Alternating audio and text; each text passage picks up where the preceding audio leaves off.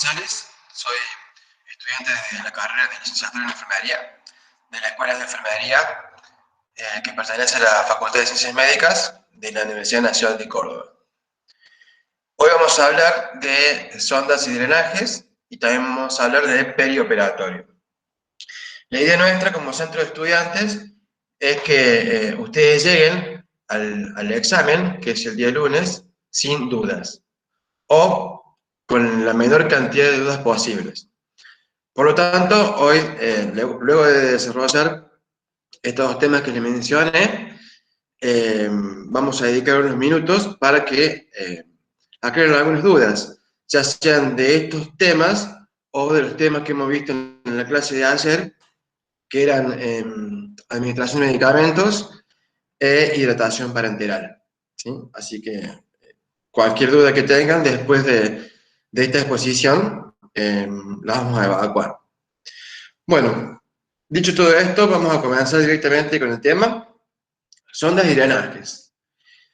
Este es un tema en que van a haber muchos casos en las internaciones. Generalmente los pacientes cuando salen de cirugía salen con sondas, salen con drenajes, o también se suele utilizar para otro tipo de diagnósticos, ¿sí?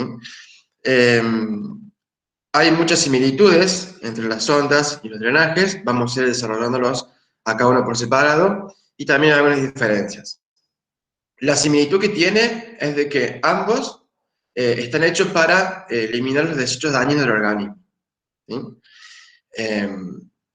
Y la diferencia que tiene es que la sonda es una tarea que realiza el enfermero.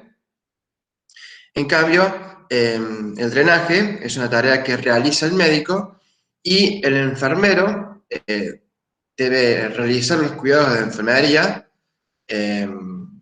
y además también tiene que asistir al profesional que está colocando el drenaje. Bueno, vamos a ver primero sondas, ¿sí?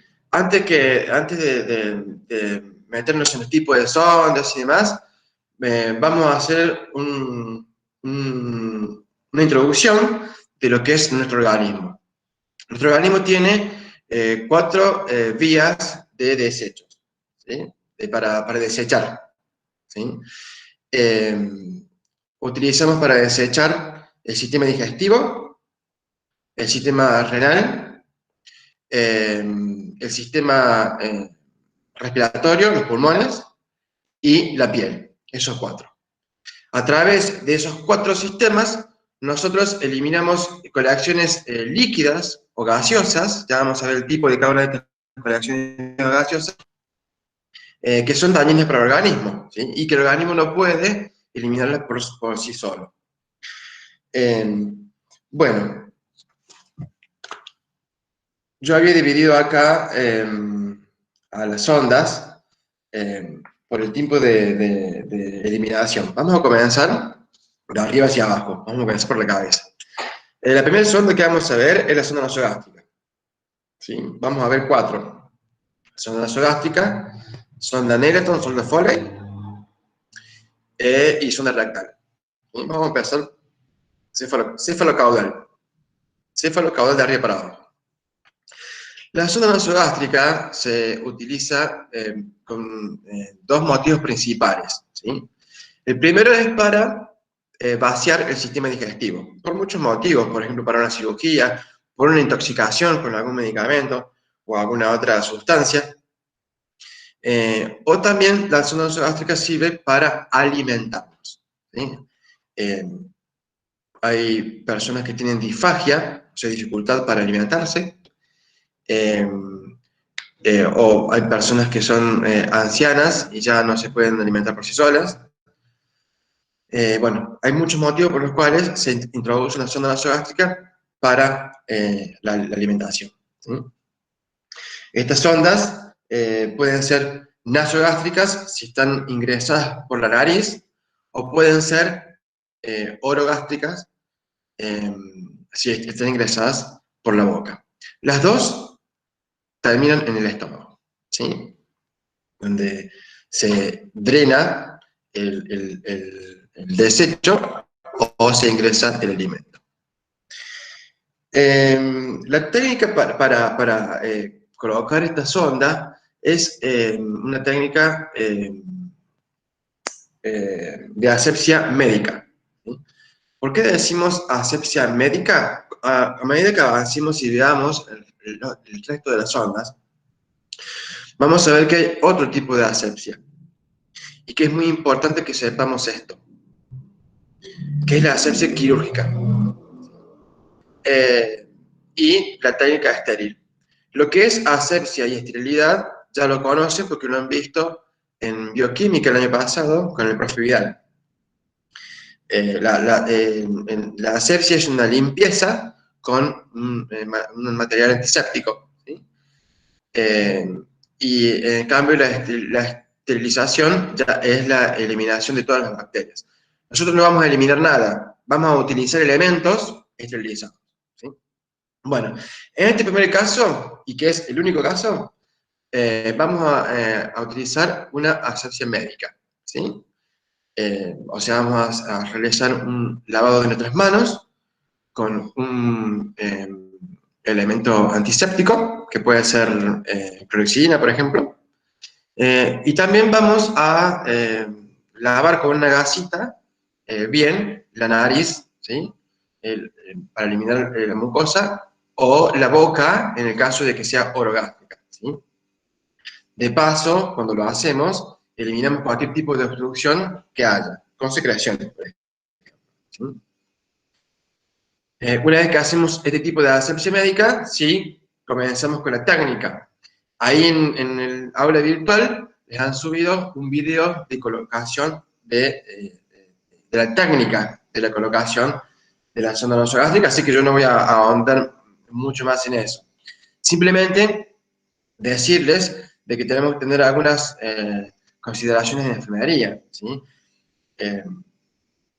Tanto antes de colocarla como posteriormente, ¿sí? Antes de colocarla, como les dije recién, preparar todos los elementos y hacer la asepsia médica. Y luego de colocarla, uno tiene que tener especial atención en que la sonda cumpla la función que tiene que cumplir, ¿sí? En el caso de que sea una sonda para vaciar el sistema digestivo, tenemos que valorar esa colección que drena desde el sistema digestivo, ¿sí? O sea, las características de lo que sale del estómago. Y en el caso de que sea una sonda para alimentar, ¿sí? Que se llama alimentación enteral, que eso después lo van a ver también. Bueno, también vamos a tener algunos cuidados, como por ejemplo, asegurarnos de que la alimentación pase en el tiempo que corresponde, que el paciente no tenga náuseas o vómitos, que no se salga la sonda, que no se acode, que no se tape, ¿sí? Son todos cuidados de enfermería que tenemos que tener en cuenta a la hora de pensar en una sonda nasogástrica.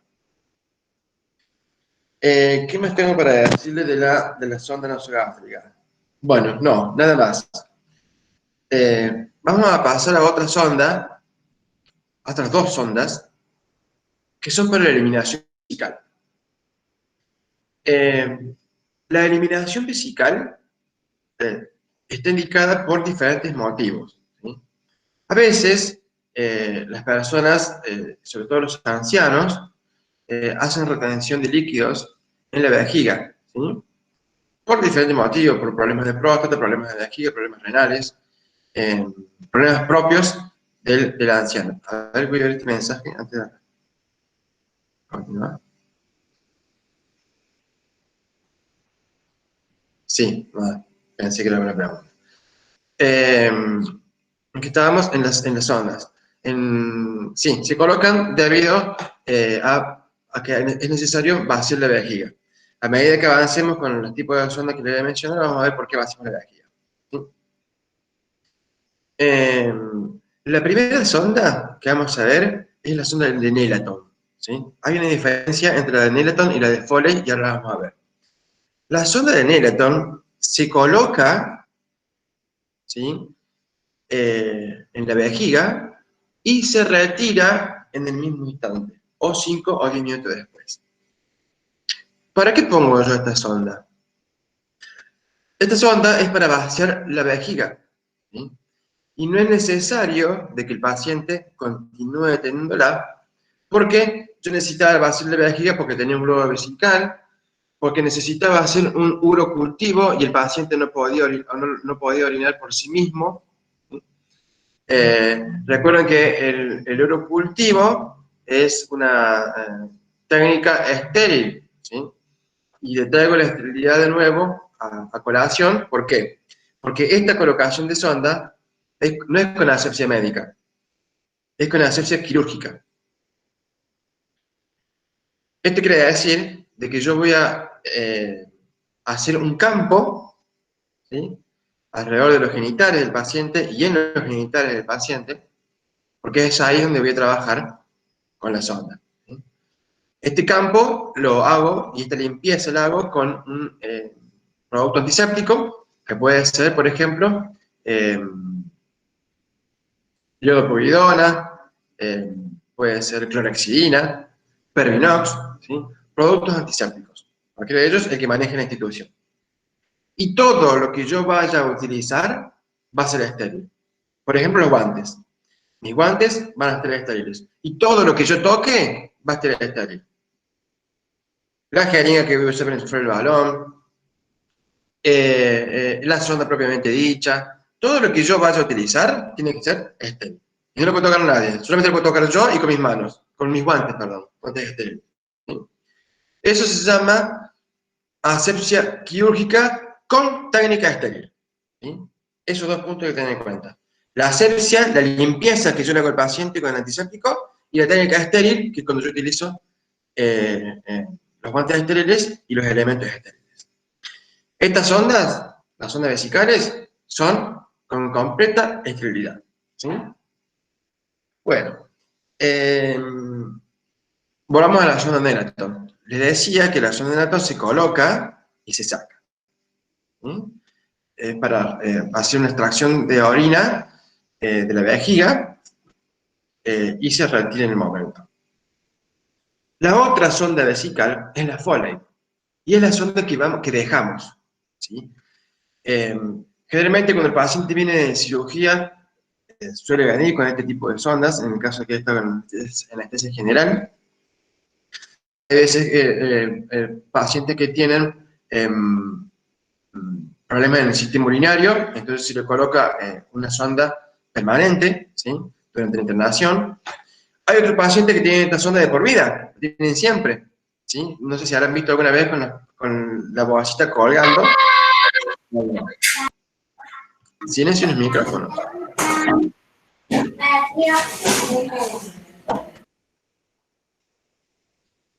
Ahí está. Bueno, me hacen una pregunta. Si las técnicas de colocación son las mismas, con la diferencia de la asepsia nada más. Buena pregunta. La técnica es la misma, ¿sí? Se hace estamos hablando de sonda Neraton y sonda vesical, ¿sí? Se hace con técnica estéril y con asepsia quirúrgica, las dos.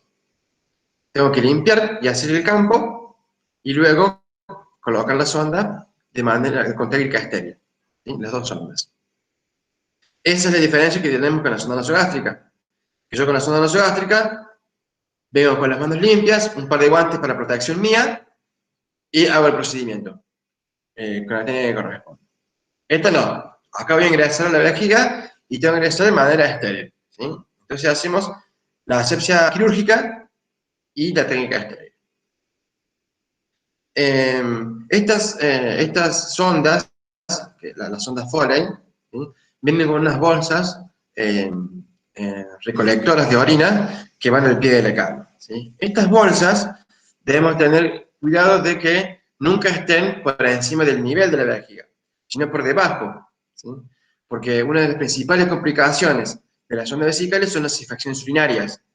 Y una infección urinaria se puede provocar por el retorno de orina hacia la vejiga o cualquiera de los conductos del sistema urinario.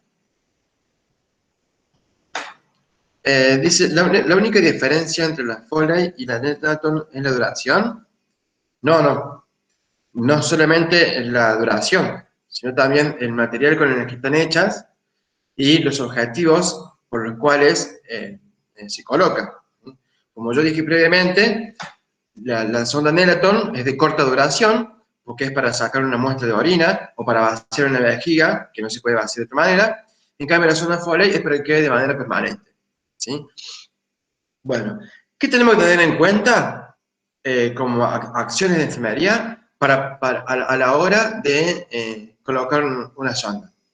Después que lo hemos hecho.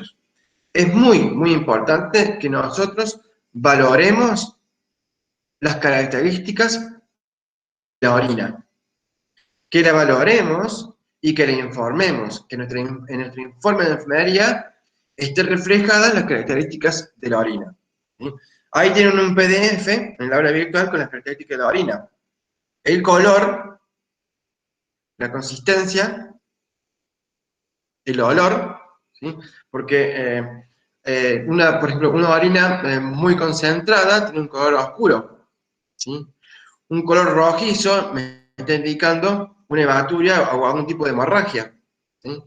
Tenemos el rojo oscuro, el rojo brillante. El rojo oscuro me indica que tengo una lesión en el riñón, ¿sí? El rojo brillante me indica que tengo una lesión en los uréteres o en la uretra, ¿sí? Porque es una sangre más fresca.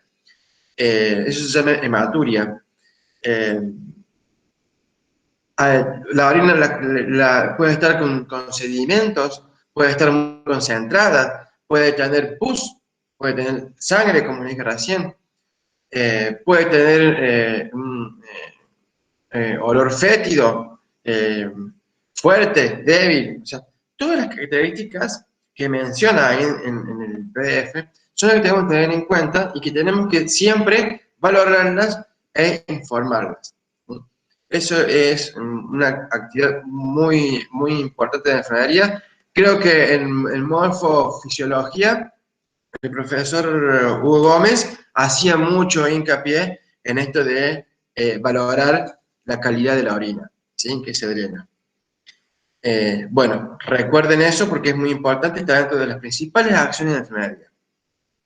En el hombre, la sonda va a ir adherida con una cinta sobre la pierna, sobre la parte superior de la pierna, ¿sí? Arriba de la pierna.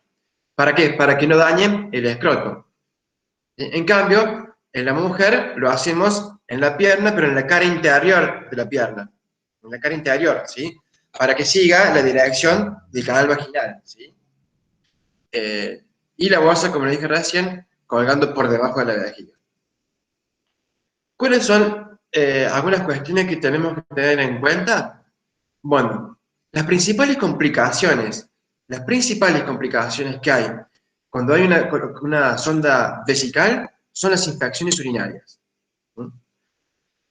El paciente que se le coloca la sonda vesical, seguro va a tener una infección urinaria. Es muy predisponente a tener este tipo de infecciones. ¿Sí?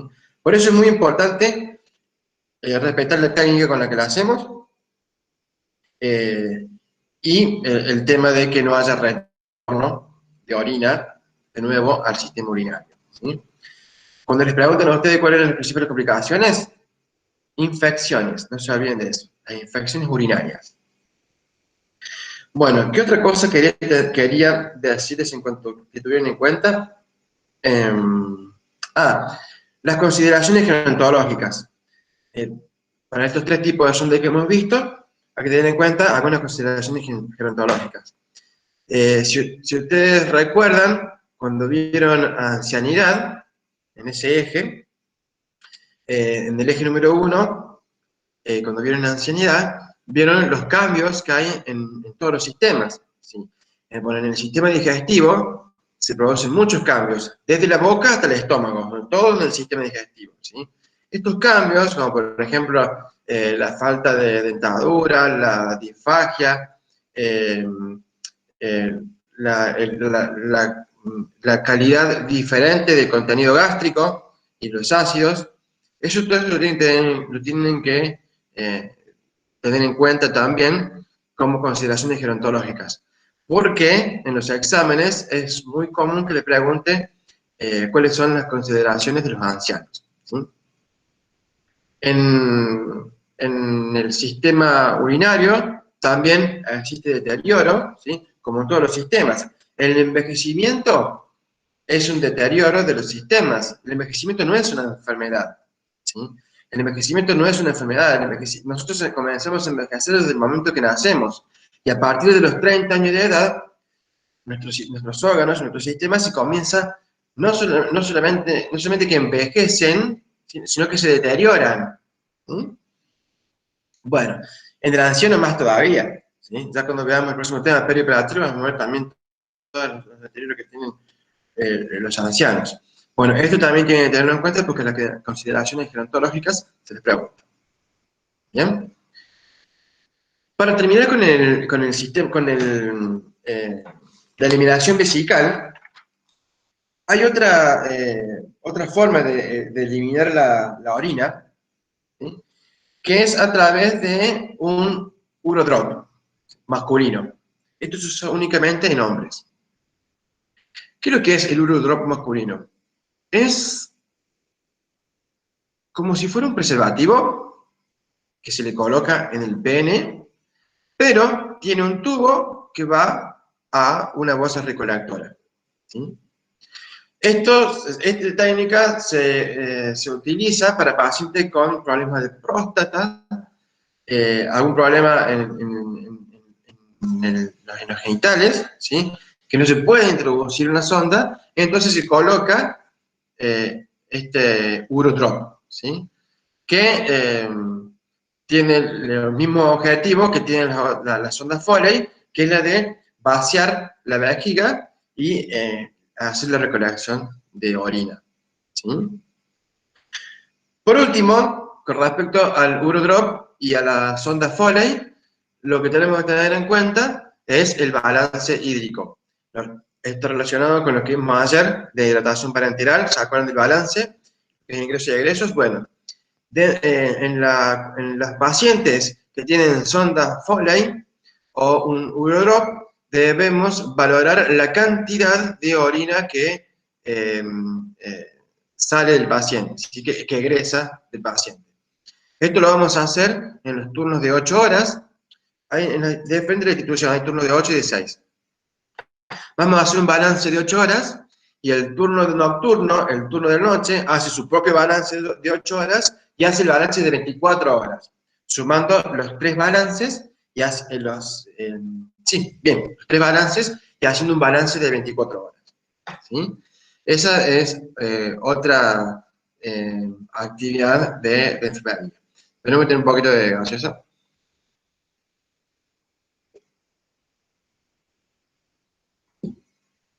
Para mojar la lengua. Bueno, por último, en cuanto a sondas, vamos a ver la sonda rectal, ¿sí?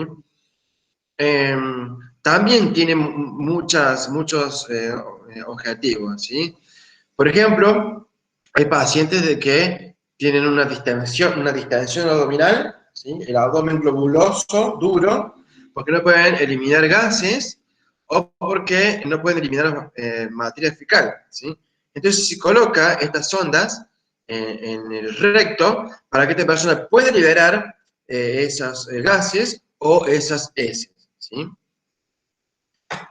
O también puede ocurrir de que el paciente vaya a una cirugía y sea necesario vaciar este sistema excretor. Entonces se utiliza este tipo de sondas. Hay dos tipos de sondajes que hacemos a la hora de realizar un enema, ¿sí? Está el enema evacuante y el enema de Murphy, ¿sí? Hay una diferencia similar como con las ondas. ¿Recuerdan que la sonda, una era de corta duración y la otra de larga duración? Bueno, con estos enemas pasa lo mismo. El enema evacuante es un enema que se coloca, el paciente evacúa y se retira, ¿sí? El enema de Murphy es un enema que se coloca, con un goteo, ¿sí?, permanente de una sustancia que tiene vaselina, que tiene diferentes productos para que el paciente pueda evacuar, ¿sí? Eso se deja un tiempo un poco más prolongado y luego se retira para que el paciente pueda evacuar, ¿sí? También hay que tener en cuenta algunas consideraciones de enfermería, como por ejemplo respetar la privacidad del paciente, ¿sí? Si nosotros vamos a realizar una sonda, no lo vamos a hacer en horario de visitas, ¿sí? No vamos a estar entrando a la habitación a cada rato, no vamos a entrar a la habitación, disculpe, le voy a hacer la medicación, y el paciente está ahí con la sonda, tratando de evacuar el intestino, ¿sí? Por lo tanto, debemos tener algunas cuestiones de enfermería a tener en cuenta como esta, como respetar la intimidad del paciente, entre otras, tienen muchas. Bueno, eso es todo con respecto a sondas, ¿sí? No sé si le van a tomar los tipos de sonda, pero son tres, es el del material, tres tipos de sonda. Hay sondas de látex, de silicona y de PVC. Las sondas de látex, ¿sí?, son las que más se utilizan, son las que, las sondas nasogástricas, ¿sí?, o las sondas vesicales, de látex y PVC. La siliconada es cara, es muy cara, y se utiliza para tratamientos prolongados. Supongamos, ¿cuál es el tratamiento prolongado? Supongamos que un paciente está internado por una cirugía esofágica, ¿sí? Entonces se le coloca una sonda nasogástrica para alimentarlo, o para hacer un vacío gástrico, ¿sí? Esa sonda va a estar un determinado tiempo corto y se le va a retirar. Pero hay sondas que están de manera prolongada o permanente. Hay personas que viven con una sonda porque están postradas, y bueno, para este tipo de personas se utiliza la sonda siliconada, ¿sí? Porque es una sonda que no se adhiere. La otra sonda, la de PVC y la de látex, tienen una durabilidad de 7 días, ¿sí? En cambio, la sonda, la de material siliconado, tiene una duración de 30 días, ¿sí? Porque no tiene adherencia a los tejidos. Entonces, esa es una de las diferencias si les llegan a preguntar de qué material están hechos. Están hechos de esos tres materiales y esas son las diferencias, ¿sí? Bueno, antes de continuar, voy a ver los mensajes que están enviando para ver si hay que sacar la duda y si no, continuamos.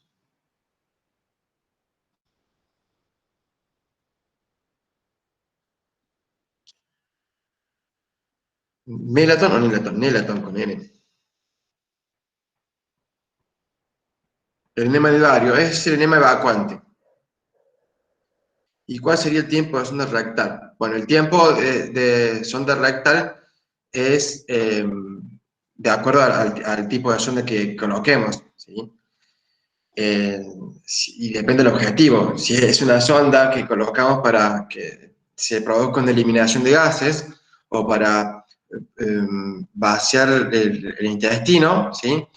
Eh, la sonda de evacuante se coloca y se saca en el momento, ¿sí? Yo le ingreso el líquido, que son 500 centímetros cúbicos, y la retiro. Pero la sonda Foley, que es lo que yo le dejo colgar con el goteo, es un tiempo más prolongado, ¿sí? No hay un tiempo, sí, tiene que estar 15 minutos, 30 minutos, no, es un tiempo aproximado de acuerdo a la eliminación que vaya haciendo el paciente, ¿sí? El paciente, una vez que evacuó, ya está, ya cumplió el objetivo, le sacamos la sonda y pum. Bueno, esa sonda, la Zetacten Blackmore, es una sonda que tiene, es una sonda especial, ¿sí? Está en el apunte, no creo que se la tomen, porque han ahondado, de acuerdo a lo que yo vi, en estas cuatro. Pero la Zetacten es una sonda que está indicada para las hemorragias esofágicas, ¿sí? Hay veces que tenemos hemorragias internas, ¿sí? A nivel del esófago o del estómago, ¿sí? Por arriba del esófago y por debajo del estómago, y se colocan estos tipos de sondas para taponar, ¿sí? Eh, la salida, digamos, la luz que tienen, la luz, la tapan, ¿sí? Con un balón que se infla, y de esa manera se corta la hemorragia, ¿sí? Es una sonda que se coloca en nasogástrica, ¿sí? Llega al estómago, se infla el balón y se le coloca peso en el extremo distal, ¿sí? Proximal, saca, distal, saca. En el extremo distal se coloca un peso, ¿sí? Para que la sonda haga una fuerza hacia el exterior, ¿sí? Y de esta forma el balón tira hacia arriba y haga el efecto de taponamiento, ¿sí? Y de esa forma se reduce o se elimina la hemorragia, ¿sí? Esofágica. Se utiliza muy poco porque únicamente en terapias intensivas, por eso no hemos notado. Una de las intervenciones de enfermería importantísimas que tenemos que tener ahí en ese tipo de sondas es valorar continuamente los signos vitales. ¿Por qué? Porque valorando los signos vitales, nosotros nos vamos a dar cuenta si el paciente está haciendo una hemorragia interna o no. Yo la hemorragia interna no la puedo ver porque está adentro, pero sí puedo ver los signos vitales.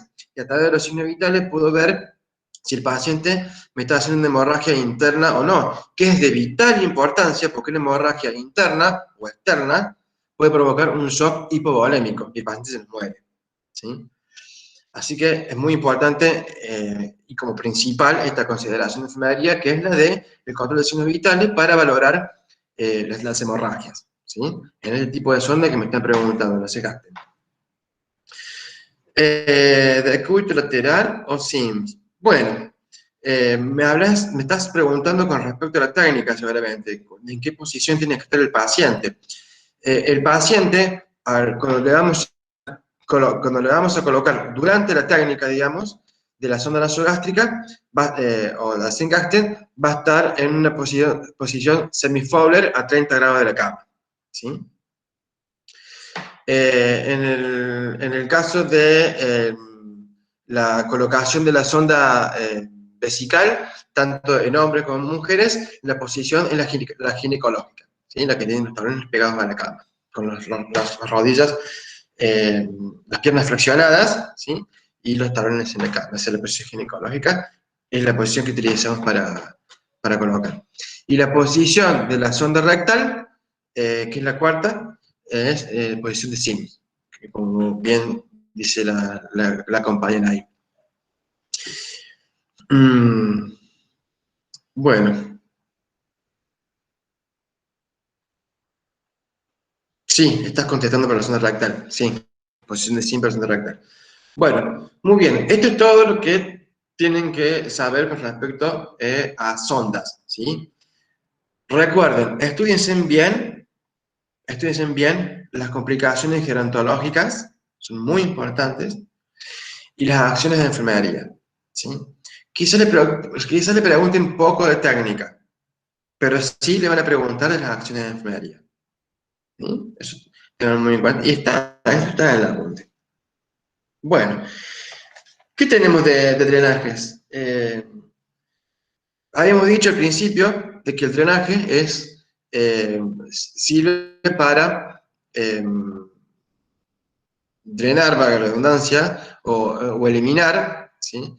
Colecciones que están dentro del organismo dañinas, ¿sí? Que pueden ser líquidas o gaseosas, ¿sí? ¿Por qué decimos gaseosa? Porque puedo sacar aire, por ejemplo, puedo sacar aire de la pleura, por ejemplo, ¿sí? O del pulmón. O puedo sacar de la pleura, puedo sacar sangre, puedo sacar líquido, puedo sacar pus, ¿sí? Se pueden drenar muchas cosas. Los drenajes se dividen en tres tipos, ¿sí? Los drenajes pasivos, los drenajes activos y los drenajes profilácticos, ¿sí?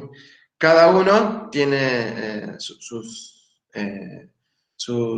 diferencias, ¿sí? Por ejemplo, el que es pasivo, ¿sí? Es un drenaje a gravedad, ¿sí? En cambio, el que es activo es un drenaje que aspira a través de un sistema aspirativo, ¿sí? Activo, pasivo. Uno es pasivo porque deja que actúe la gravedad, ¿sí? Cae por gravedad, ¿sí? Y el otro es porque ya hay un sistema que lo está obligando a que drene, que es el sistema aspirativo. El mismo sistema que utilizan nuestros pulmones.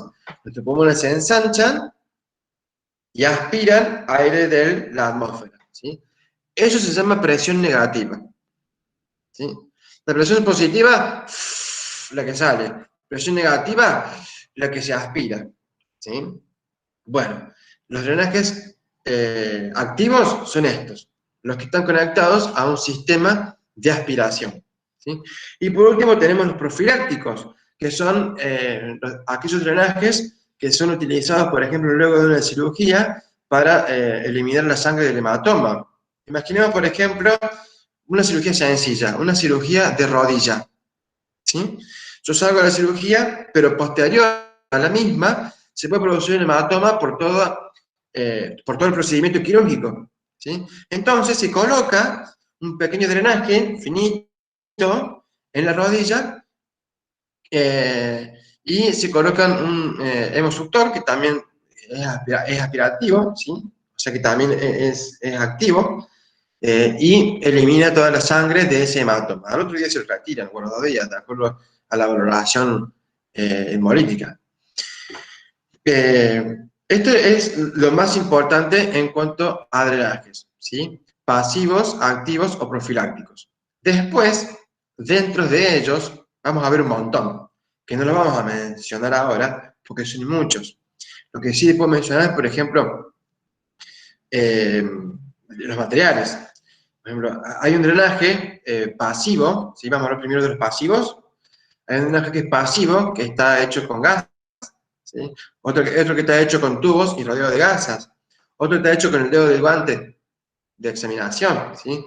Todos estos tipos de drenajes, que son sencillos, tienen una característica, son absorbentes, absorben el líquido, ya sea sangre, pus, cualquier tipo de secreción que haya que drenar, ¿sí? Porque uno dice drenaje y ya se está imaginando un tubo, automáticamente. Y sí, es cierto, uno piensa en un tubo cuando piensa en un drenaje. Pero hay drenajes que no son, que no son de estas características, sino que tienen otros, como por ejemplo, drenajes eh, que, que chupan como una esponja, ¿sí? En el caso de los drenajes de gasas, ¿sí? Después sí están los tubos, como por ejemplo un drenaje activo con tubo, es el drenaje que va en los pulmones, en la pleura. Nosotros podemos hacer un neumotórax o un hemotórax, ¿sí? Depende a lo que se acumule en la cavidad torácica, en la pleura, mejor dicho, ya sea aire, sangre, agua, pus, cualquier otro líquido, se coloca, ¿sí? Un tubo dentro de la pleura, ¿sí? Y se extrae eso que es dañino para el organismo, ¿sí? No hay mucho más que hablar en cuanto a drenajes. ¿Para qué están indicados? Están indicados para abscesos, para lesiones traumáticas o profilácticos, ¿sí? Y por último, hay un tipo de drenaje que es postural, ¿sí? Que está al final de la apunte que le dieron a ustedes.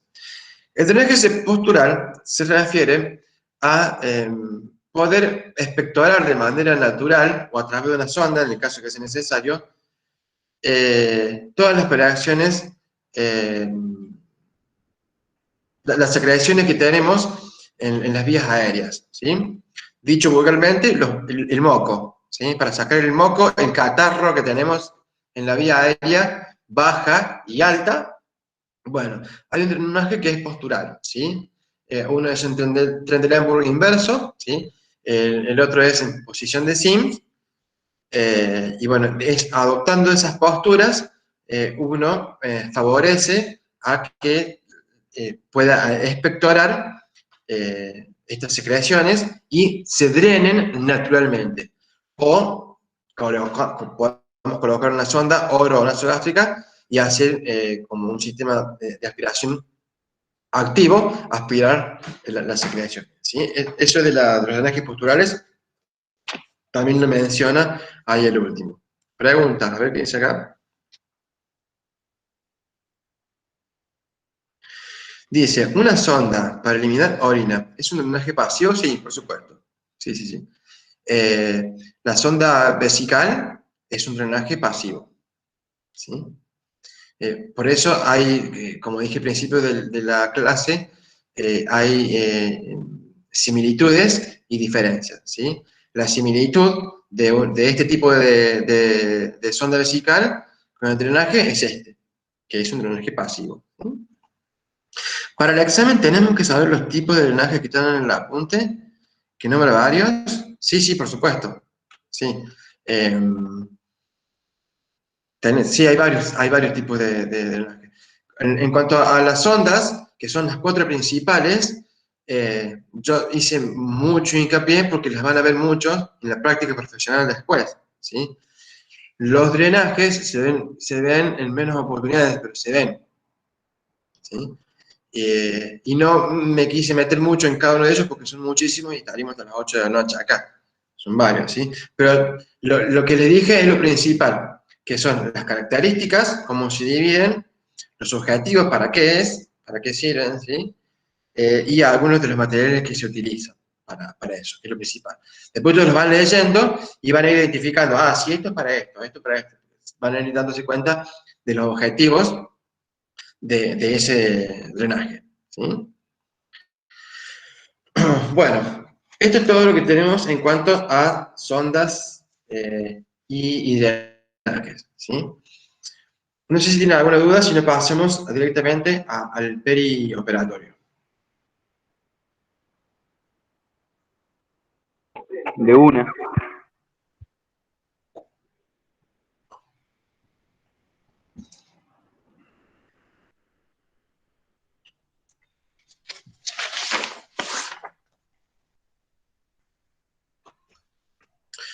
Bueno, no hay dudas, seguimos.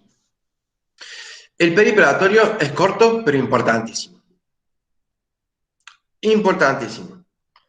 ¿Qué vemos en perioperatorio? Bueno, la cirugía es, no es solamente un acto quirúrgico dentro de un quirófano. ¿Sí? La cirugía es un proceso, ¿sí? Que tiene varios pasos, antes de la cirugía y posterior a la cirugía. ¿Sí? Estos pasos previos y post se llaman perioperatorio. Y se divide en 3 fases de este proceso. ¿Sí? El preoperatorio, el intraoperatorio y el postoperatorio. ¿Sí? En los dos extremos del preoperatorio y el postoperatorio tenemos 2 tiempos, ¿sí? Y están invertidos. En el preoperatorio tenemos un preoperatorio mediato y un preoperatorio inmediato, en ese orden. Preoperatorio mediato y preoperatorio inmediato. En el postoperatorio, paciente saliendo de la cirugía, tenemos postoperatorio inmediato y postoperatorio mediato, al revés que el preoperatorio. Primero está el inmediato y luego está el inmediato. Cada una de estos cuatro fases del perioperatorio tiene sus actividades de enfermería correspondientes. En el medio está la cirugía, que es el intraoperatorio. Pero vamos a arrancar por el principio. En el preoperatorio mediato, ¿sí? Que es la primera fase del perioperatorio, comienza cuando al paciente se le informa de que va a ser sometido a una cirugía. Y esta fase concluye 24 horas antes de la cirugía. ¿Sí? El paciente se entera de que va a ser intervenido quirúrgicamente, comienza con los cuidados que le son indicados y viene a internarse. y interna, lo recibimos nosotros en la sala de internación. ¿Sí? Luego continúa la siguiente fase, el preoperatorio inmediato. Y es acá donde vamos a realizar muchas actividades. En el preoperatorio inmediato son las últimas 24 horas antes de la cirugía. Comienzan las 24 horas hasta que el paciente ingresa al quirófano. ¿Sí? ¿Qué tareas vamos a realizar en estas dos fases? En el perioperatorio inmediato vamos a realizar una valoración del paciente. ¿Y qué vamos a valorar?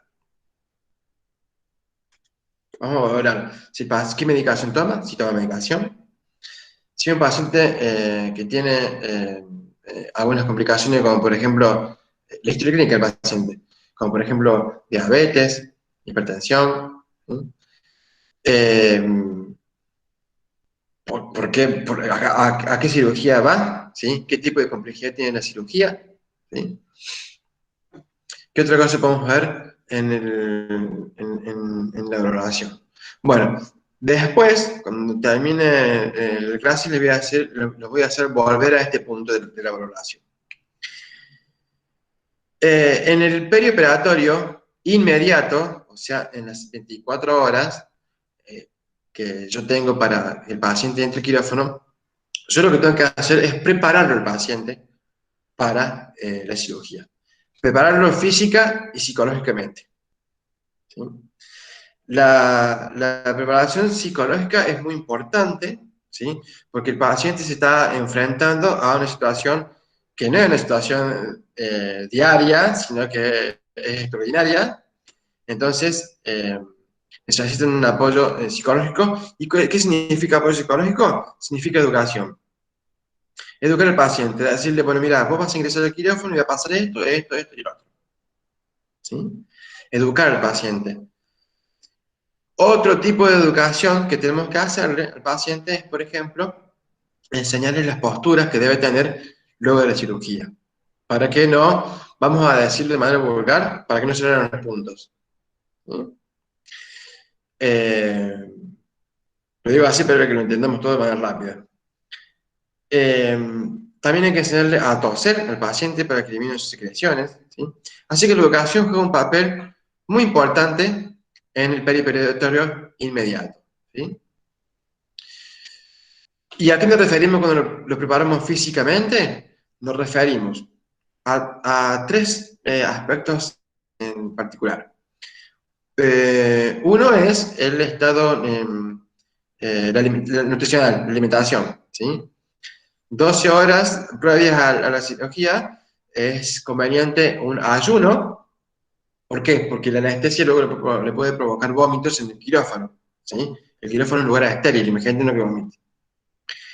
Eh, entonces, hay que asegurarse de que el paciente haga el ayuno.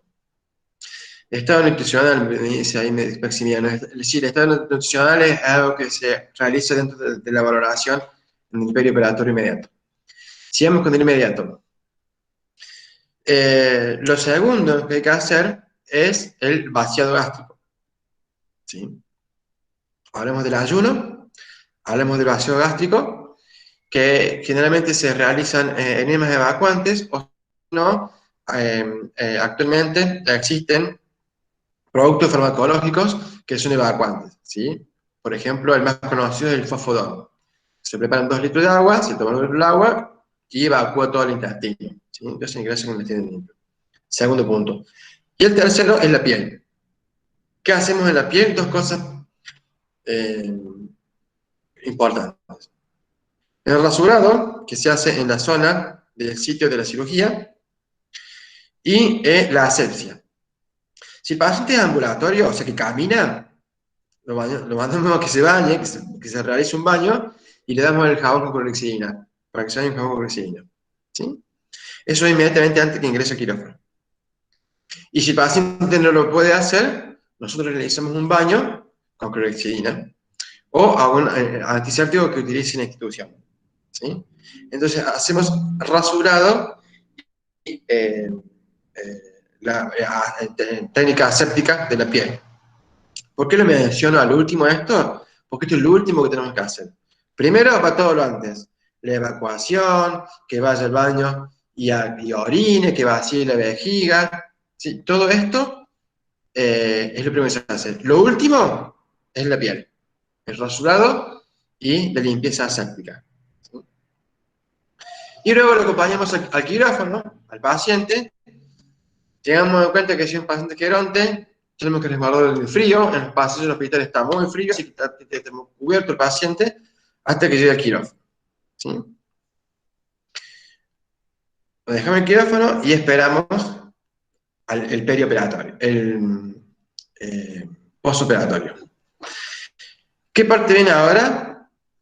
Dice cuántas horas se realiza el baño. Un segundo que. ¿Cuántas horas antes se realiza el baño quirúrgico? En el mismo turno que el paciente va a ingresar al quirófano. Eh, por ejemplo, si el paciente va a ingresar a las 8 de la mañana al quirófano, a las 7 de la mañana, a las 6 de la mañana, a primera hora, el turno noche es el que se encarga del preparado de la piel. ¿Sí? El enfermero del turno de la noche, en cualquier momento del turno de la noche, se encarga del tratamiento de la piel y de darle la ropa adecuada al paciente, que es una bata y nada más. ¿Sí? Después se va con cofia, con todo el quirófano. Si es en el transcurso de la mañana, lo hará la enfermera de la mañana. O sea, es el momento previo a ingresar al quirófano. Ustedes tengan en cuenta lo siguiente, cuando se pregunten las cosas en cuanto a los tiempos, pregúntense, ¿para qué sirve el baño antiséptico? ¿Para qué sirve? Que el paciente entre al quirófano sin bacterias y no se perjudique a la hora de que le hagan una incisión, ¿sí? Y le ingresen bacterias a su organismo. ¿Perfecto? Bueno, si nosotros lo bañamos con 12 horas antes de la cirugía, el paciente va a llegar al quirófano hecho una mugre, sucio en el sentido de bacterias, ¿sí? No sucio de suciedad de la piel. Entonces tenemos que tratar de hacer el baño quirúrgico lo más cercano al horario de la cirugía, ¿sí? E informar al paciente de que no deambule, que no se levante de la cama, que no de acá para allá, sino que se quede ahí hasta que venga la camilla y se lo lleve. ¿Sí? ¿Qué pasa si el paciente le dan ganas de ir al baño después del baño antes de la cirugía? No, tiene que ir al baño, tiene que evacuar sí o sí. Tiene que evacuar vejiga e intestino. ¿Sí? Eh, por eso yo le decía recién, primero que evacúe el intestino. Una vez que ya evacuó todo, que ya está limpio el paciente, limpio por dentro, ahí hacemos el resto. ¿Sí? No le vamos a bañar y le vamos a estar dando el fosfodón que termina de bañar y el paciente sale para el baño. ¿Sí? Vamos paso por paso. Obviamente, si el paciente tiene ganas de ir al baño, después que pasó todo, sí, obviamente tiene el baño, pero tiene que sí o sí vaciar vejiga o intestino. ¿Sí? Se tendrá que bañar de nuevo. Todas estas acciones son derivadas, todo con indicación médica o es protocolo. Dos cosas. Están protocolizadas y las tenemos que hacer sí o sí. Es una actividad de enfermería que no hace falta que tenga una indicación médica. ¿Sí? El baño prequirúrgico y el rasurado es una actividad que tenemos que realizar sin indicación médica. Por más que los médicos te lo piden. ¿Sí? Obviamente el médico te dice, mira, a las 8 tengo cirugía, hacer el bañado, hacer el rasurado. ¿Sí? El rasurado es optativo. Yo diría que en un 90% de los médicos optan por rasurar, el 10% de los médicos, más a decir el 5% de los médicos, opinan que no hay que rasurar. ¿Sí? Pero eso te lo va a decir el médico directamente. No hay mayores problemas con eso. ¿Cómo actuamos si el paciente, por su cultura o creencias, no quiere hacer el ayuno y no permite el rasurado? Ya vamos a charlar de eso. Bueno, habíamos quedado en que hicimos todas las actividades inmediatas del preoperatorio y lo mandamos al paciente de quirófano, ¿sí? Bueno, tareas de enfermería intraoperatoria. No existen. No hay. Dentro del quirófano, por ley, hay personas que tienen diferentes actividades, como por ejemplo, la instrumentación quirúrgica, ¿sí? Adentro del quirófano está el instrumentador quirúrgico, el anestesiólogo, el médico y todo el equipo de cirugía, ¿sí? Enfermería no está dentro del quirófano, no está. Nosotros vamos a volver a actuar en el postoperatorio, pero sí tenemos que saber qué pasa adentro del quirófano. Porque el paciente sale del quirófano, me lo tienen a mí y yo lo tengo que trabajar. Yo tengo que saber qué pasó antes del quirófano. Entonces, vamos a ver qué pasó antes del quirófano. Lo principal que tengo que saber, además del tipo de cirugía, que lo vamos a saber antes, nosotros, lo principal que tenemos que saber, además del tipo de cirugía que el paciente le va a hacer, es el tipo de anestesia que se le hace al paciente. Y eso te lo dice el médico en el pase de guardia. Se dice pase de guardia cuando sale el quirófano y te dice esto. Bueno, y hay tres tipos de anestesia. Está la general, ¿sí? Está la local, ¿sí? Y está la regional, ¿sí?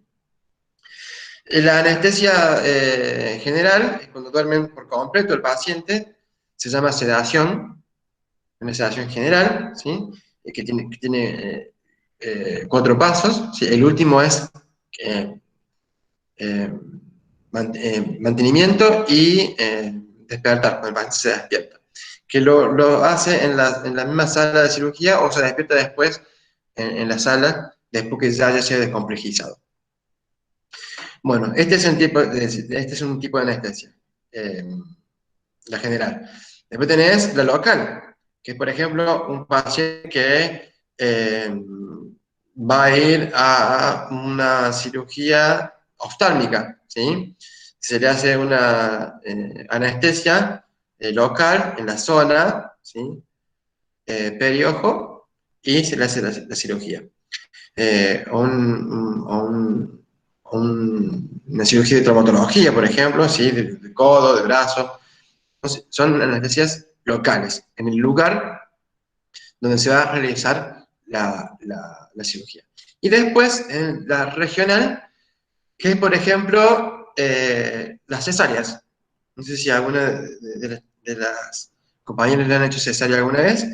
Le duermen de la cintura para abajo, ¿sí?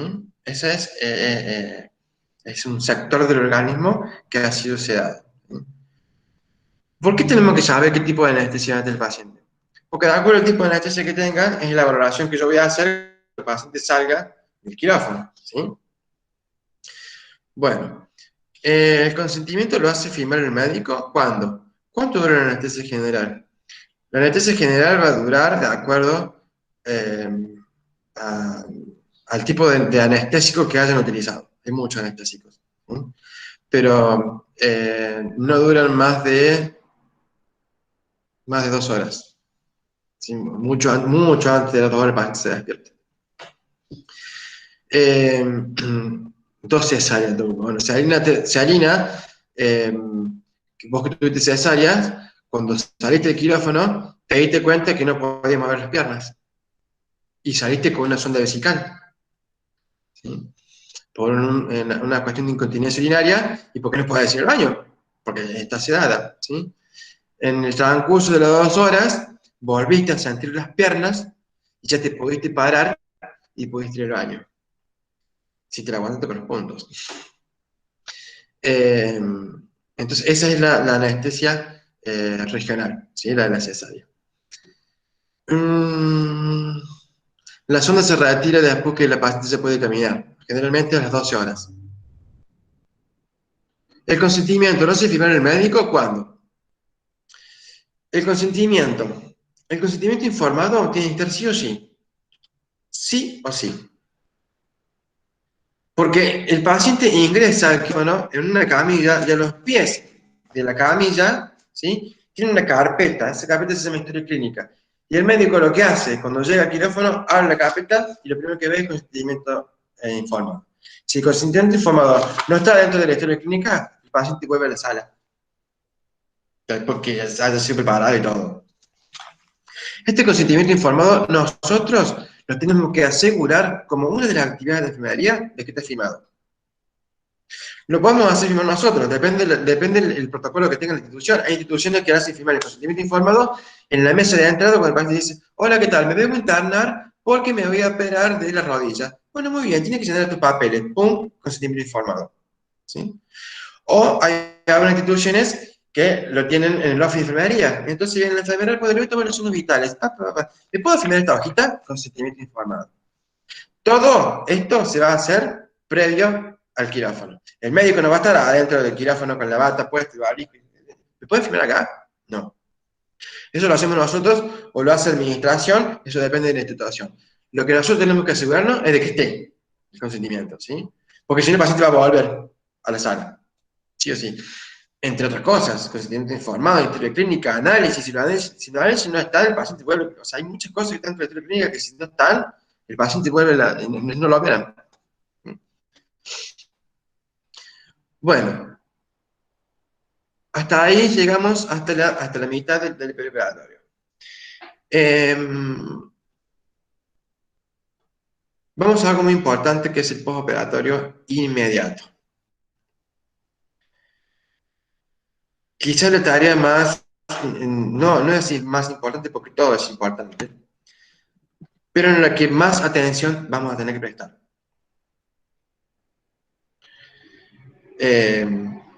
Porque hay cirugías que son muy complicadas y el paciente viene feo cuando se de cirugía. Hay cirugías que son sencillas, hay cirugías que no lo son. Vamos a mencionar después, como conclusión, el tipo de cirugía que lo tenía que haber hecho antes, pero me fui directamente a las fases. En el inmediato, lo que ustedes tienen que tener en cuenta, y se lo van a tomar en el examen, y lo tienen que saber como el abecedario, son tres cosas que tenemos que fijarnos en el paciente. La parte neurológica, ¿qué es la parte neurológica? Si el paciente está consciente, si está inconsciente, si puede mover sus piernas, si puede mover sus brazos, si abre los ojos, si tiene apertura ocular, si responde, si no responde. Eso tenemos que ver como primero, ¿en qué estado neurológico llega mi paciente? Lo segundo que tengo que ver es la respiración del paciente, el tipo de respiración, la profundidad de la respiración, la calidad de la respiración, la frecuencia respiratoria. Si hay secreciones que obstruyan la vía respiratoria aérea, la vía reproductora, dije, respiratoria aérea. La respiración es fundamental y es el segundo paso que vamos a hacer cuando el paciente viene de quirófano. Y la tercera es valorar el sistema cardiovascular, ¿sí? El sistema cardíaco. Que no tenga taquicardia, que no tenga taquifigmia, ¿sí?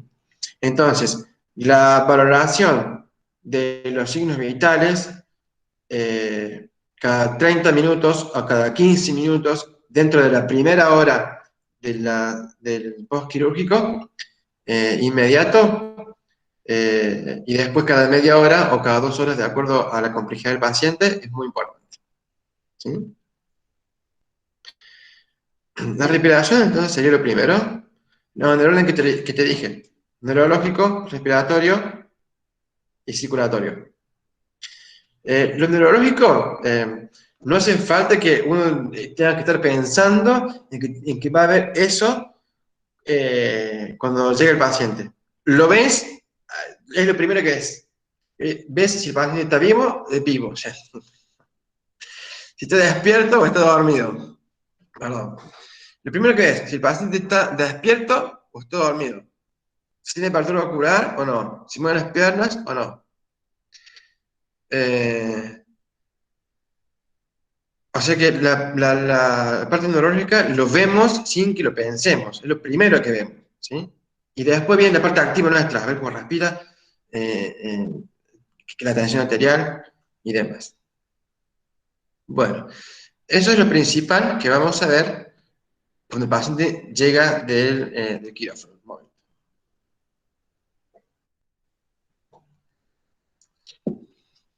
¿Qué es lo segundo que vamos a ver? Después de los 3 pasos. Bueno, las invasiones que tiene el paciente. ¿Qué son las invasiones? Las vimos recién.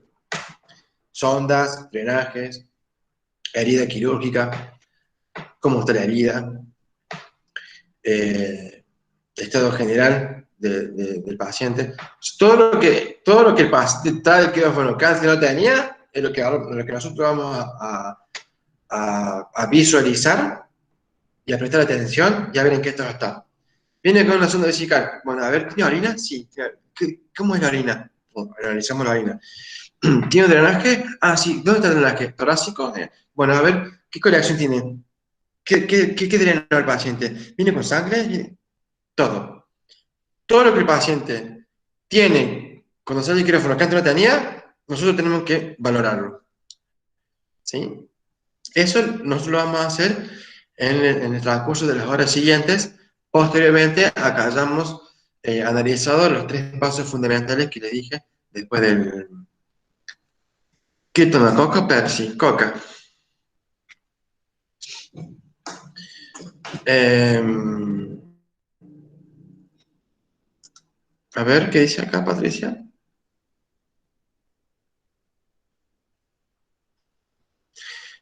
Perdón por la pregunta, pero un profe explicó justamente que lo primero es la respiración y me confundí. Eh, lo primero de la circulación, sí.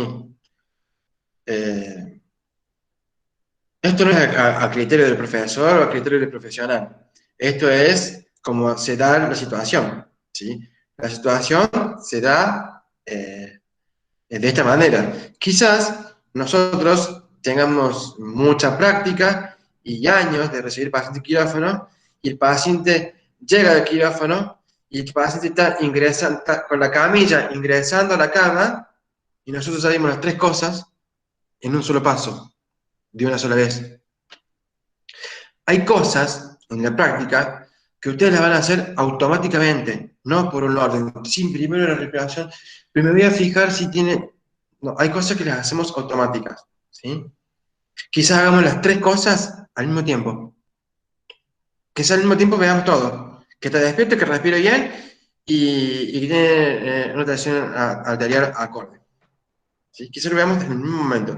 No nos pongamos a priorizar esas cosas. Yo lo dije porque así se da cuando paciente el quirófano, así lo recibo y así se da la valoración. ¿Sí? Bueno, ¿en qué me quedé? Bueno, en el perioperatorio inmediato. Bueno, en todo este tipo de valoraciones. Y por último, vamos a valorar los sistemas del paciente de acuerdo al sistema que esté comprometido que haya sido, intervenido en la cirugía. ¿Sí? Y por último tenemos el perioperatorio mediato, que es cuando el paciente ya salió del peligro, ya le sacaron la sonda, le sacaron los drenajes, le sacaron la vía, y se ve de alta. ¿Sí? Bueno, ¿cuál es la tarea de la enfermería previa al alta? La educación del paciente y del familiar. ¿Sí? De acuerdo a la cirugía que tenga, son las indicaciones que le vamos a dar al paciente. ¿Sí? Que no se vaya solo a su casa y que maneje, por ejemplo, sola, y se acompañado.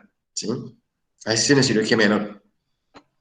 Y después todas las indicaciones que se hacen de manera interdisciplinaria. ¿Sí? Viene el médico y le da indicaciones eh, y nosotros seguimos con las nuestras. ¿Sí? Eso es nada más que del mediato, nada más que eso. Para cerrar el perioperatorio, algo que no dije al principio son los tipos de cirugías. ¿Sí? Que eso es de acuerdo. eh, hay 3 tipos, hay 3 formas, perdón, de identificar las cirugías. En un momento, que lo tengo acá en la pantalla. Cuando la computadora tenga ganas de abrirse.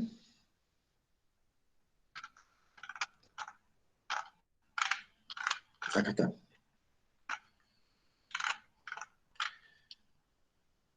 Bueno, a los tipos de cirugías los podemos ver por los objetivos, por el grado de urgencia o por el grado de riesgo.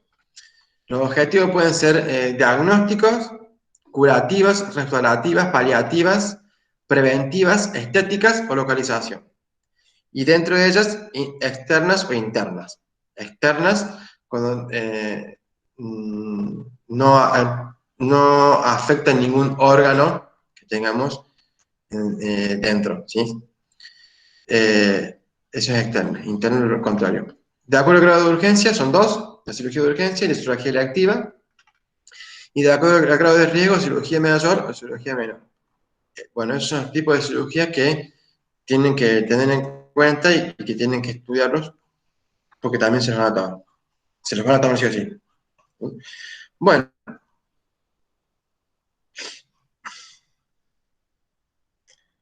Gabriel Antivero, invasiones. Invasiones sí, se le dice así. Una vía periférica es invasivo. Eso lo vimos en, no me acuerdo en qué, en adulto y anciano estaba, pero no me acuerdo en qué parte. Ah, el método de diagnósticos. Invasivos y no invasivos. Todo lo que, eh, todo lo que pase la barrera de la piel es invasivo. ¿Sí?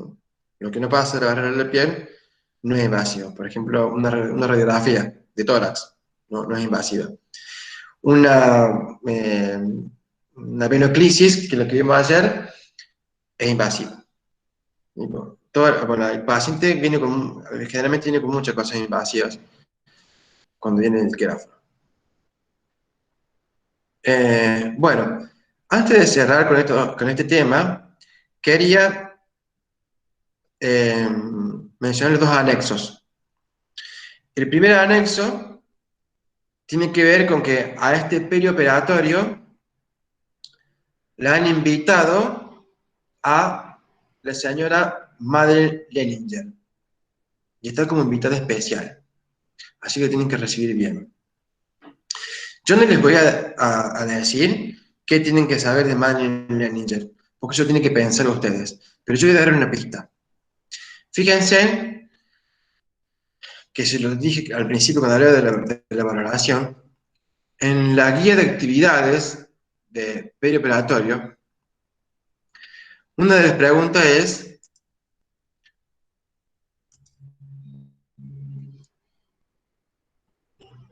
¿cómo incluyo a Madeleine Leninger en el eh, preoperatorio inmediato? Y acá es donde está la valoración. Entonces, ¿cómo le incluyo a la señora Leninger? Voy a hacer una valoración de acuerdo al modelo intercultural y transcultural de Madeleine Leninger. Le voy a preguntar todo. Cómo vive, dónde vive, qué come, qué religión tiene, si tiene preferencias eh, o tiene alguna cultura con respecto a la alimentación, eh, si, se, si se hace transfusión de sangre, si no se hace transfusión de sangre, todo. Todo lo que sea referente a la cultura es lo que yo le voy a preguntar al paciente en la valoración. Ahí me dan mal en el ninja. Eso piensen ustedes, tienen todo el fin de semana. Y el otro anexo que quería incluir es la laparoscopía, que le incluyeron ahí en el examen. ¿Y por qué incluyeron la laparoscopía? ¿Qué es la laparoscopía? La tecnología ahora nos ayuda a que las cirugías sean más avanzadas, ¿sí? Antes se utilizaba mucho el bisturí y la incisión, ¿sí? Ahora se utiliza mucho un pequeño orificio, perdón, tres pequeños orificios, donde se mete el laparoscopio, la cámara y la instrumentación. ¿Sí? Entonces, con tres pequeños ostomitas que se cierran con 2 puntos cada uno, ya hice la cirugía. ¿Sí? Hay un video de la laparoscopia ahí para que lo miren, porque también lo incluyeron como invitado en este perioperatorio. Bueno, no sé si tienen preguntas de sondas de drenaje, de perioperatorio, o de ayer. Yo les dije de que cuando terminamos de hacer la exposición, si tenían alguna duda, aprovechen, porque la idea de nuestra como centro de estudiantes es de que vayan al examen con la menor cantidad de dudas posible, con ninguna duda, así tienen que entrar al examen.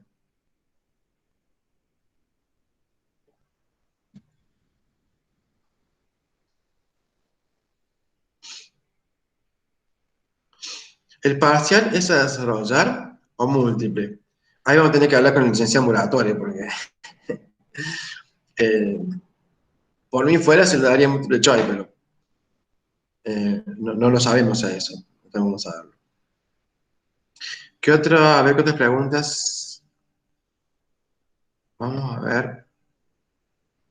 Acá dice una paciente, una compañera, profe, ¿qué hago si el paciente no está vivo? Entonces le digo a la compañera. ¿Cuántas preguntas va a tener el parcial? Bueno, eso no está en mis manos saberlo. En cuanto a heridas y curaciones, administración de medicamentos, heridas y curaciones. Bueno, sí, ese es el último tema el último tema que está cargado en el aula director, heridas y curaciones. Sí, sí, hay eh, medicamentos, por supuesto. Eh,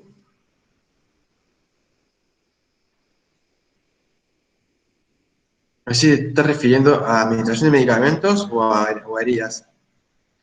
O sea, aclararme que es preguntarme porque no entiendo a dónde tengo que ir.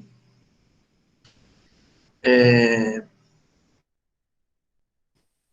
con referido a las heridas, ¿en primera instancia o segunda? En la segunda, ¿sí? En la primera son esas tres que te dije, y y en la segunda, junto con todas las invasiones, lo mencioné, la herida quirúrgica. Tenés que valorar eso. Profe, ¿cuál es la sonda que aplican a los recién nacidos y cómo? Los recién nacidos no se les aplica ningún tipo de sonda, a no ser que lo requieran. La única sonda que se requiere es la orogástrica, no nasogástrica. Orogástrica en el caso de que haya que eliminar algún residuo meconial eh, o que necesite ser alimentado porque sea prematuro. Se le hace un tacto con una sonda rectal, que no utilizamos una sonda rectal, se utiliza una sonda de aspiración porque se le toca el recto para estimularlo y ver el reflejo, si el bebé tiene reflejos. Pero no se le coloca la sonda, es un tacto en el momento del nacimiento. De método diagnóstico, debemos saber cada una, estudio las intervenciones. Muy buena pregunta. Método diagnóstico es importantísimo. Es muy importante que sepan cada uno de los métodos diagnósticos. Ya sé que son muchos, pero ustedes lo que tienen que hacer es una lectura comprensiva de los métodos diagnósticos. ¿A qué me refiero con lectura comprensiva de cada uno de ellos? Leer y entender lo que estoy leyendo. Porque si yo entendí lo que estoy leyendo, no me olvidaré más. Es como andar en bici. Uno aprende a andar en bici y no se olvida más. Bueno, cuando uno hace una lectura comprensiva, no estudiar y aprenderse de memoria esto y me tengo que acordar de todos los pasos, no. Si ustedes hacen una lectura comprensiva de los métodos diagnósticos, no se van a olvidar más. Lectura comprensión. Lo más importante de método diagnóstico son las actividades de enfermería previo al método diagnóstico y posterior al método diagnóstico. Es importantísimo. Las tareas previas y las tareas posteriores a cada método diagnóstico. Eso estudienselo. Técnica de venoclisis. Entrará. Hay un video que la canaliza la licenciada González, en donde muestra la técnica de la venoclisis. Es sencilla, estudienla, no creo que se tomen. pero estoy por la duda. No creo que le tomen técnicas. No han ido al laboratorio todavía. Ayer dijo que no todas las venoclisis necesitaban aspiración. El profesor dijo que sí, todas. Bueno, si el profesor dijo que todas, es todas. Está bien, está perfecto. No, yo no voy a discutir eso. Pero lo más importante en cuanto a las venoclisis, eh, perdón, no sé si te referías a la venoclisis o eh, al sitio de medicación parenteral. Porque los sitios de medicación parenteral son 4, ¿recordás? Intradérmica, subcutánea, intramuscular y endovenosa. En la endovenosa entra la venoclisis. Sí o sí, en la venoclisis tengo que aspirar. Tengo que ver si tengo retorno de sangre. Si no le estoy mandando la medicación a cualquier parte del organismo, al tejido, pero es un dolor terrible y encima lo daña. Por eso duele, porque daña. ¿Sí? Sí o sí tengo que aspirar en una venoclisis. Ahora, si nos referimos a la vía de administración parenteral, yo te hice mención ayer de que se hace una aspiración en la vía intramuscular y en la vía endovenosa. En la vía intramuscular porque puedo tocar un vaso sanguíneo. Entonces la medicación no va a ir al músculo, va a ir al vaso sanguíneo. Yo voy a reventar, me das un absceso. Y en lo otro, si no tengo retorno sanguíneo en la vena, es porque no está en vena. En eso hacía hincapié ayer, no sé si eso es tu duda.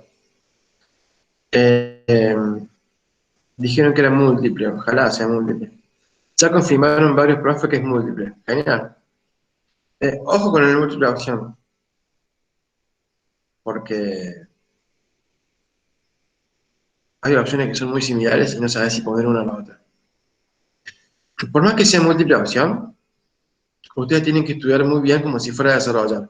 Si ustedes se preparan como si tuvieran que escribir y desarrollar cada pregunta, con la múltiple opción no se van a equivocar nunca. Una docente de primer año de básica me decía que el conocimiento es poder. La intramuscular, la intradérmica, la subcutánea y endovenosa en cuanto a aspiración es en todas. Bueno, muy bien, muy bien. Es decir, que si aplico la teoría de Leninger, serían factores religiosos escribir qué religión es y costumbre del mismo. Así tenés que responder. Bueno, la teoría de Madeline-Leninger de la interculturalidad y la transculturalidad se basa en qué? En un modelo. ¿Qué modelo? El modelo del sol naciente. Y el modelo del sol naciente no solamente abarca el factor religioso. En la segunda fase del sol naciente hay 7 factores que tenemos que tener en cuenta. Uno de ellos es la religión y las costumbres. ¿Sí? Es uno de los 7 factores de la segunda fase. Aparte tiene una fase primera y una tercera fase.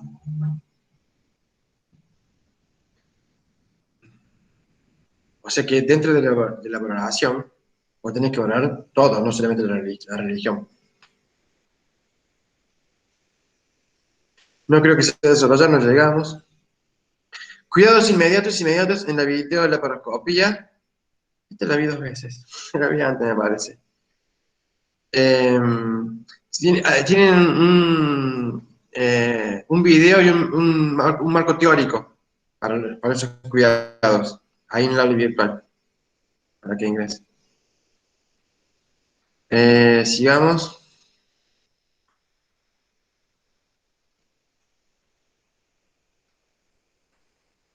Serían 2 preguntas, una sobre heridas y curaciones y otra sobre medicamentos. Bueno, me está claro.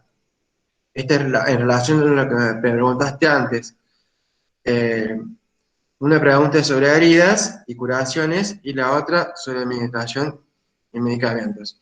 Berk, Berk, KGL, que es la que pregunta, activa el micrófono si te vas a hablar y pregúntame qué es lo que querés saber, así yo te escucho y te cuento.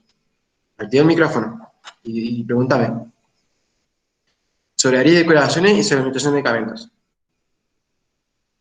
Hay más factores en la teoría, porque me refiero a si esta estaría bien la respuesta de cada factor a desarrollar. Sí, hay más factores, 7 factores dentro de la segunda fase. Religión, educación, nivel económico, tecnología, 7 son. Política. En cuanto a la hidratación parenteral, la mayoría de las soluciones están contraindicadas para la hipertensión arterial. ¿Cuál se usa entonces? En cuanto a la hidratación parenteral, la mayoría de las soluciones están contraindicadas. ¿Por qué me decís que están contraindicadas para la hipertensión arterial? La única solución contraindicada para la hipertensión arterial es el cloruro de sodio, porque el sodio es veneno para el paciente que tiene hipertensión arterial o cualquier problema cardiocirculatorio. Entonces, el paciente que tiene el problema circulatorio ni siquiera se le hace una hidratación parenteral, porque tiene los líquidos restringidos. El paciente que tiene cualquier problema cardiovascular, entre ellos hipertensión, tiene líquidos restringidos, no se le hace hidratación parenteral. Si vos te metes a una unidad de cuidados intensivos coronarios, no vas a encontrar un solo paciente que tenga un suero colgado. Están todos con la vía y una llave de 3 días ahí para que vos vengas y le hagas la medicación. Que encima es poca la medicación de venosa porque la mayoría de la medicación es vía oral. Paciente cardiopata.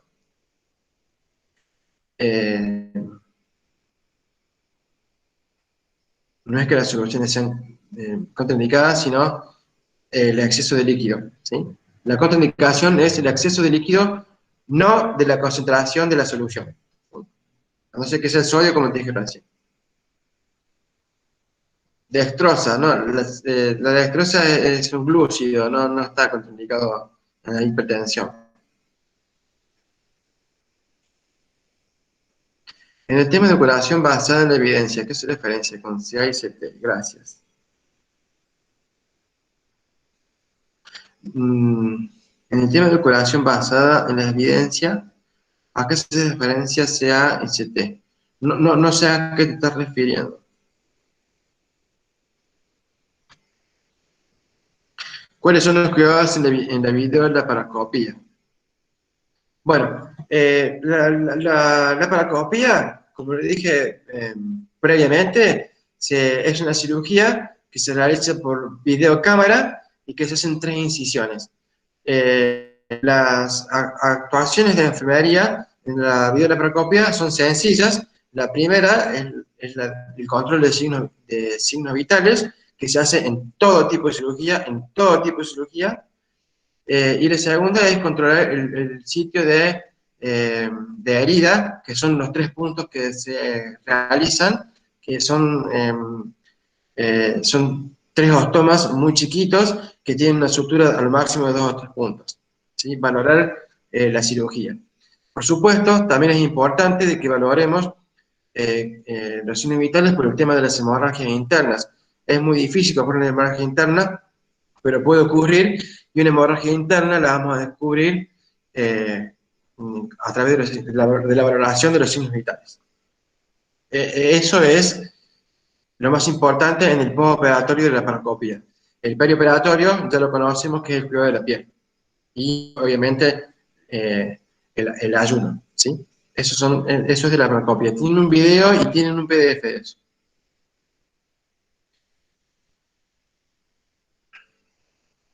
Políticos legales. No sé a qué te refieres con políticos legales. Eso debes estar mencionando de los factores de Benninger. Las siglas CA y CT. Curación avanzada y curación tradicional. Hay una compañera que te está ayudando. Mira. ¿Qué métodos se implementan para una curación avanzada? ¿Usar otro tipo de apósitos? Vieron que una unidad tiene relación con la otra. El apósito es un drenaje. Y se utiliza diferentes tipos de apósitos de acuerdo a la herida. Hay apósitos que van insertados dentro de la herida, ¿sí? o sea, haciendo como como un hoyo, y hay otros apósitos que están sobre una herida plana, horizontal.